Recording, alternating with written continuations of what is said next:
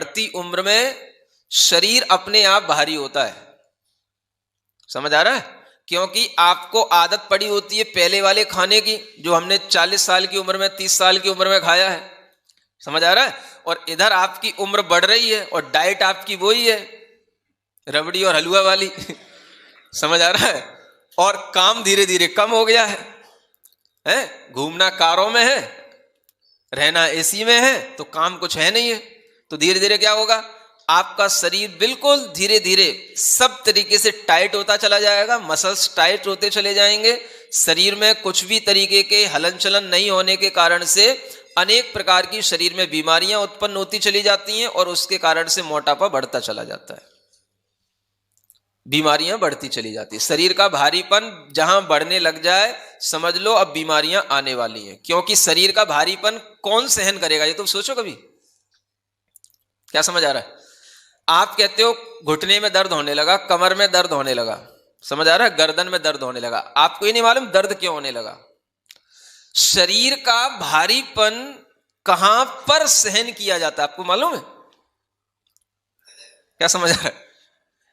आपके नितंबों के ऊपर, नितंबों का जॉइंट जहां रहता है, जिसे आप कमर कहते हो, उसके आसपास के हिस्से पर जब शरीर का भारीपन आएगा तो उसके ऊपर प्रेशर पड़ता है। अब वो कितना सहन करेगा? अगर कमर ही कमरा हो जाएगी तो वो कितना सहन करेगा आपका शरीर है? तो कमर दर्द शुरू हुआ। दूसरा, जब आप खड़े हो गए तो वजन कहां पड़ेगा? घुटनों पे पड़ेगा। समझ आ रहा है? तो घुटने कहां तक काम करेंगे? घुटने भी उस वजन के कारण से घुटनों पर प्रेशर पड़ेगा। तो जो घुटनों को जोड़ने वाली जो हड्डियां हैं, अस्थियां हैं, उनके जो जोड़ के जो साधन होते हैं और जिसके कारण से वो जुड़ा रहता है, समझ आ रहा है, जिससे कि एक चिकनाई के साथ में वो हड्डियां आपस में जुड़ी रहती हैं, जिसे कार्टिलेज कहा जाता है। समझ आ रहा है? और दूसरा, उसमें एक चिकना द्रव्य निकलता है जिसके कारण से वो हड्डियों का आपस में घर्षण नहीं होता है, वो हड्डियां आपस में घिसती नहीं, टिकती मतलब वो हड्डियां आपस में टकराती नहीं। समझ आ रहा है? धीरे धीरे वो चिकना द्रव्य जो वहां बनता था वो बनना कम हो जाने लगता है और हड्डियों के ऊपर अनावश्यक भार पड़ता है, तो वो हड्डियां आपस में घिसने लग जाती हैं और वो धीरे धीरे वो क्षय रोग के रूप में परिवर्तित हो जाती हैं। समझ आ रहा है? इसको अस्थियों का क्षय रोग या अर्थराइटिस, ये हड्डियों का अर्थराइटिस कहलाता है। समझ आया? इसको ऑस्थो अर्थराइटिस ही बोलते हैं, अस्थियों का अर्थराइटिस। अस्थि से ही ऑस्थो बना है, वो इंग्लिश का वर्ड है ऑस्थो अर्थराइटिस। समझ आ रहा है? तो ये यहीं से बनता है। तो ये क्यों तैयार हो गया, आपने ध्यान ही नहीं दिया। अब रबड़ी हलवा की कमी तो है नहीं घर में, समझ आ रहा है, आदत पुरानी पड़ी हुई है और उम्र बढ़ रही है, इस पर ध्यान नहीं है। तो ये बढ़ती उम्र के साथ होने वाले ये रोग हैं। समझ आ रहा है? 40 से ऊपर जब आप जाने लगोगे तो आप अगर अपनी डाइट पर कंट्रोल नहीं रखोगे तो आपका शरीर क्या करेगा? आप सोचोगे नहीं हम तो रबड़ी पचा पा रहे हैं तो माने बहुत तंदुरुस्त हैं। समझ आ रहा है? वो धीरे धीरे अगर आपका शरीर भारी होने लग गया तो समझ लो आप सब बीमारियों के घर बन गए। अब आप कुछ नहीं कर सकते हो। समझ आ रहा है? धर्म का साधन भी नहीं कर पाओगे। शरीर माध्यम खलु धर्म साधनम कहा गया। तो जब शरीर ही आपका ना स्थिर होने योग्य है ना बैठने योग्य, तो आप धर्म साधन क्या करोगे? है ना? तो बस फिर वही रह जाता है, कुर्सी पे बैठे बैठे पूजाएं करते रहो और कुछ नहीं कर सकोगे ज्यादा से ज्यादा। है, बुरा नहीं मानना।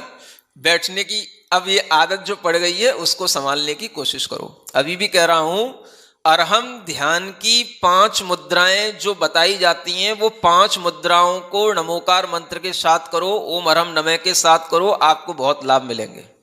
समझ आ रहा है? ये आप जब तक करना शुरू नहीं करोगे तो आपके अंदर कभी भी वो चीज नहीं आएगी जो आपको धर्म ध्यान करने के लिए आवश्यक होती है। हाँ, तो धर्म ध्यान करने के लिए शरीर का हल्का होना बहुत जरूरी है। शरीर हल्का नहीं होगा, आप जैसे ही बैठोगे आंख बंद करके आपको नींद आ जाएगी। समझ आ रहा है? आपके लिए मन लगेगा ही नहीं, शरीर का भारीपन होगा, आपकी स्थिरता बनेगी ही नहीं। आपको पता ही नहीं हमारा शरीर कहां कहां फैला हुआ है। समझ आ रहा है? तो शरीर को संभालने की कोशिश करो। ये आप जैन धर्म सीख कर के भी नहीं सीखोगे तो आजकल डॉक्टर लोग देख रहे हैं कि सबसे ज्यादा जैनी ही अब बीमार पड़ने लगे, और पहले जैनी बीमार नहीं पड़ता था। समझ आ रहा है? क्योंकि वो व्रत उपवास भी करता था, ध्यान योग भी करता था। तो व्रत के दिन ध्यान ही करता था और कुछ नहीं करता था, लेकिन अब ना व्रत होते हैं ना ध्यान होता है। समझ आ रहा है? बस पूजाएं करवा लो और कुछ नहीं होता है।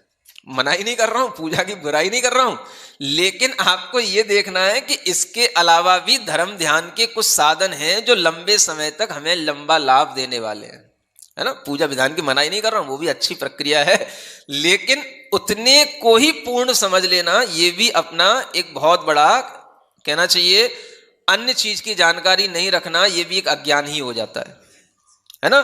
तो इस चीज की जानकारी बना करके रखो। अगर ये सावधानी नहीं होगी तो आप ना तो अपना शरीर धर्म ध्यान के लायक बना पाओगे, ना बच्चों का शरीर।